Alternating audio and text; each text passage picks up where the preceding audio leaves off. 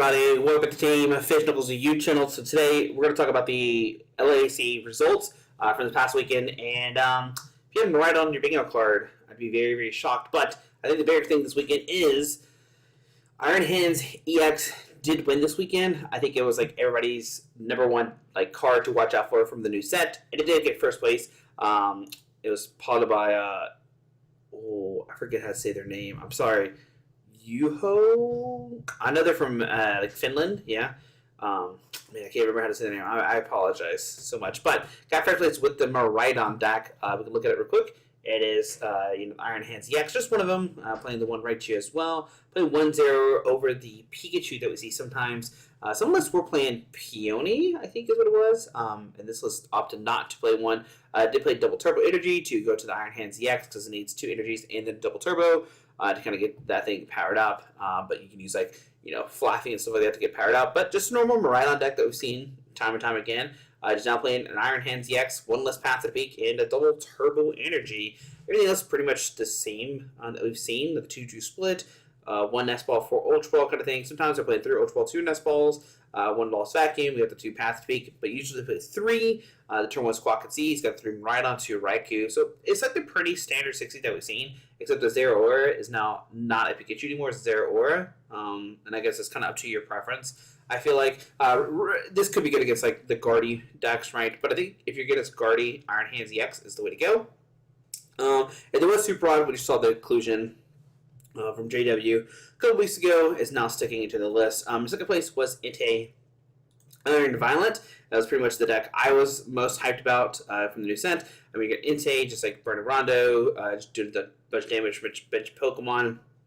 Iron Valiant can help ramp up those damage counters, and then you can take knockout on bait Pokemon. Radiant Zard is a good cleanup attacker. Medicham lets you steal some turns. Squawkabilly X is good for that turn 1, trying to get that turn 1 knockout. The cool thing about this list that we haven't talked about before is a technical Machine Evolution. Devolve each of your opponent's evolved Pokemon by putting the highest stage evolution card into their hand.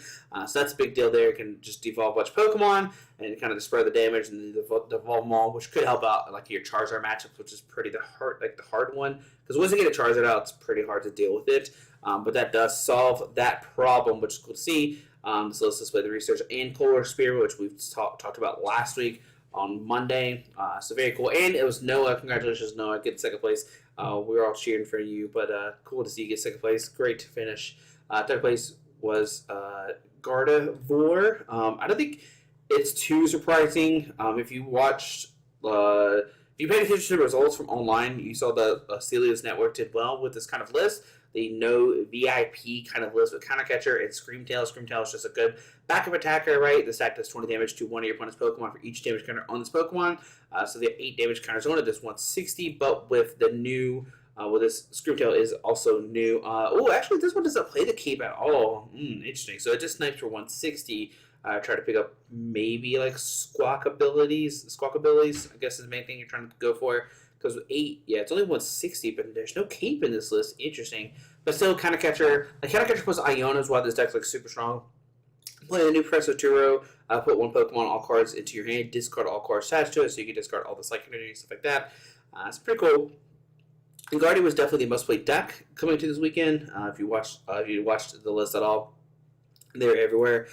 Fourth place was Guaranteed V-Star. I don't think anything's too crazy about this list. They played 2 Counter Catcher, which is pretty what we expected the Guillotine list to play, so I'm playing 2 Counter Catcher. But outside of that, nothing too crazy. 1 Forest Snowstorm could be kind of crazy, right?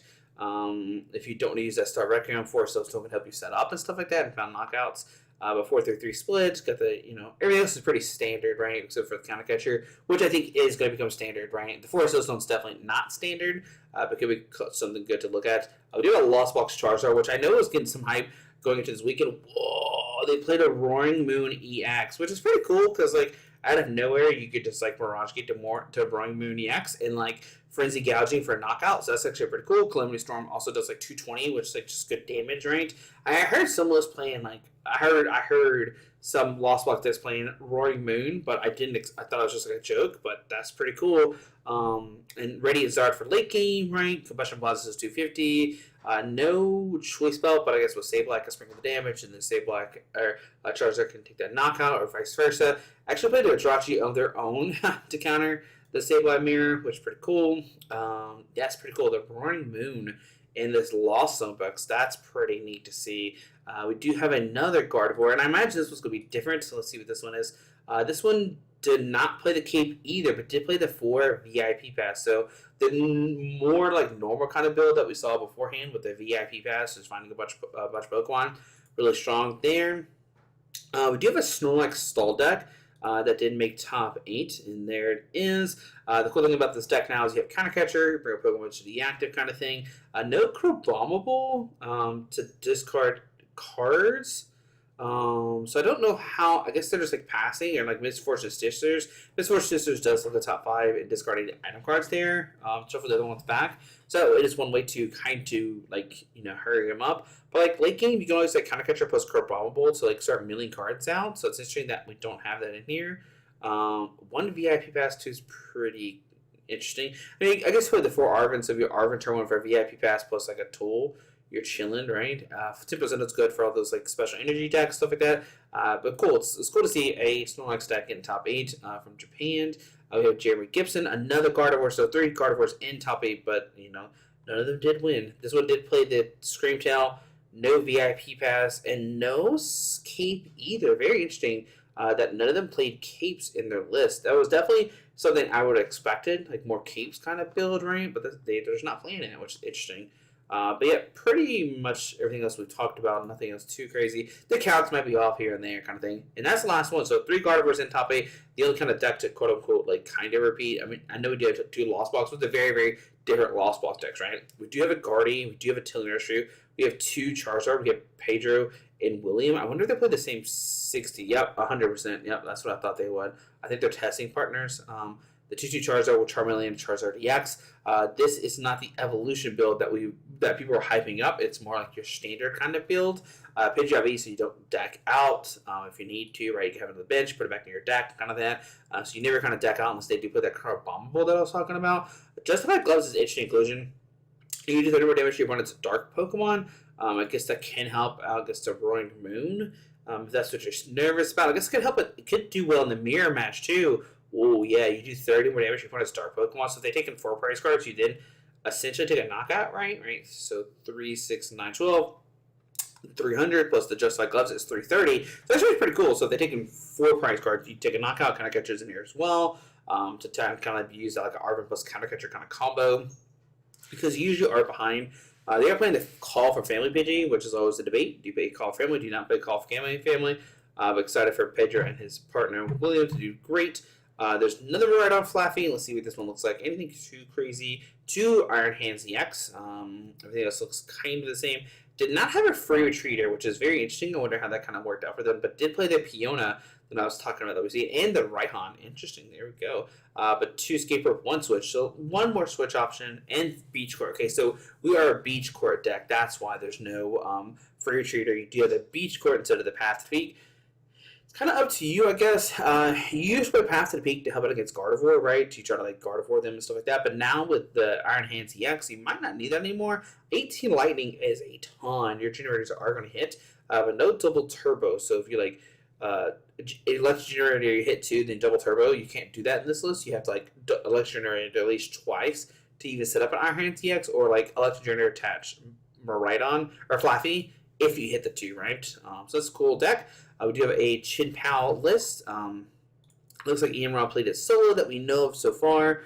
There might be more, of course, later on. It does play the Iron Hands EX, the 2-2 B-Barrel, 2-2 Bascalber. Once again, the split is very interesting. I never understand the split. I know, like, hypothetically, it's for, like, late game Sableye, which doesn't make any sense to me. If you're that late in the game, you're going to lose regardless, I feel like. But I could be wrong, right? Chin Pao, the basic 3 of these. I know some of us are playing 2, which is kind of crazy to me, because in matchups you don't need the Iron Hands, you really do need the 3 Chin Pao. I get it, you do play Super Rod, but what if you like prize a Chin Pao and you only play 2 and one gets knocked out early, you're in trouble. So I definitely like the 3 of Chin Pao, not just the 2. And that's all those we have right now. I would pay attention to the Limitless. Oh, and then we have we have another Gardevoir deck. Let's see, did this one play Cape? This one did not play Cape either. Interesting. So none of the Guardians in top 16 played Capes. which is pretty cool. Pretty interesting. I don't know if cool is the right thing to say, but pretty interesting. But yeah, that's all the top 16 decks that we have on Limitless. Just pay attention to Limitless, and we'll see what else comes up. There's also, like always, Poke Stats. You can see people's what they played against. So we see the Maridon player. Looks like they actually lost the deck, which I think the matchup is like pretty like 50-50 because like Maridon can't one shot at Entei unless they have Zapdos kind of thing. And Entei can easily knock out a Maridon stuff because they usually fill the bench up and stuff like that. It's like a pretty back and forth matchup, I feel like. And then you could put like usually Entei just play Charms, it's Maridon play Charms, so maybe it is more favorite to Maridon. But they did one of the losses, and then they did lose to Charizard. They did beat a Charizard. Guardies everywhere, play the mirror, Lugia, Guardy, and it's just a good matchup with the Iron Hands EX, right? I think they said they like didn't drop a single game against Guardy. So Entei, Iron Valiant did take the round loss at Charizard, which I told you is kind of a hard matchup. Lost to Mew, and I think Mew is like an unwinnable matchup. It's pretty bad. I didn't beat two Charizards. Did beat the mirror. Much of Guardies, once again, pretty easy matchup. You could devolve plus like Yoga Loop pings and like all that kind of fun stuff, right? I did tie a Maridon, beat a Maridon, and lose to Maridon. So they're 1-1 with Maridon. But yeah, a bunch of Guardies. We take those. Guardy, played a bunch of mirrors, tied a Lost Box, lost to Natalie with Guardy. Went 0-2 and then won out the top 8. Top 4. That's pretty cool. And then we have this one. Let's see, tied to 2 Guardies. Whoa. Beat that in top 8. These are probably intentional, right? Then beat the RCs. There's RC's Giratina somewhere about, so that's pretty cool. Let's look at this one. Whoa, look at all these Guardies. Guardy. Like, obviously, this deck beats Gardevoir. Yep. If they're not playing that Professor Turos, I feel like it's pretty easy to win. Then we go here and we can like look at all the lists if you want to. Or not all the lists, but all the different decks for sure. You can see there's a bunch of Guardies. There's so many Guardies. It's everywhere. Guardies is everywhere. It was probably the best deck to come in, like to get points wise, but it obviously didn't win. We do have an RC's Guillotine that got 31st or got 31 points at 25th overall. That's pretty cool to see right there. Another Charizard, another Mew. Mew was probably a good play this weekend against like the Guardians and stuff like that. I think it's fine. Oh, 9th place. Did they bubble? 34. Yeah, 34. So they did bubble, unfortunately, right? 52 and 58. I feel like just barely missing top 8, unfortunately. Is there anything else that's interesting? Bunch of Guardies right there. Look at all those Guardies. There's a Lost Boss Kyogre. That's pretty interesting to see because you would think the Iron Hands would destroy it. Guardies everywhere. So Guardy has to figure out how to deal with the Iron Hands EX. I feel like that's gonna be the hard. Oh, there was a Zoroark here. Yo, Zoroark. It is interesting to note that we have not seen a single Roaring Moon. Roaring Moon was not the play at all. It had probably the most hype coming from the new set, but obviously it just didn't do its thing, unfortunately. Iron Hand is that as do we have any? Oh, we have one here. 1/18th is the highest one, unfortunately. We do have this one, I guess, right? We have this build that did play the Roaring Moon, and they're ancient, so that means the future Pokemon are better. That's all I gotta say. But yeah, there we go. Pretty interesting tournament to watch. It's pretty cool to see. A lot of fun decks. Guardy just coming out of nowhere. Not nowhere, but it was like more relevant than I thought it was going to be, for sure. But yeah, what was your favorite match to watch? That's a pretty good question to ask, because I didn't watch them all. But yeah, it was pretty cool this weekend. Maridon's still one of the best decks. It's still mid-Rhydon for sure. It'd always be mid-Rhydon. But yeah, cool. There we go. Hopefully you enjoyed the video. Tomorrow we'll have a video of me probably playing the Rhydon deck with like Iron Hands, just to see what it's like. And then from there, we'll just maybe play some like or something and see what that's like or something like that. And then we'll just tackle some other decks and we'll just see how it goes. So guys, hope you enjoyed the video. Thanks for watching. Yeah, we'll see you tomorrow. Alrighty, bye.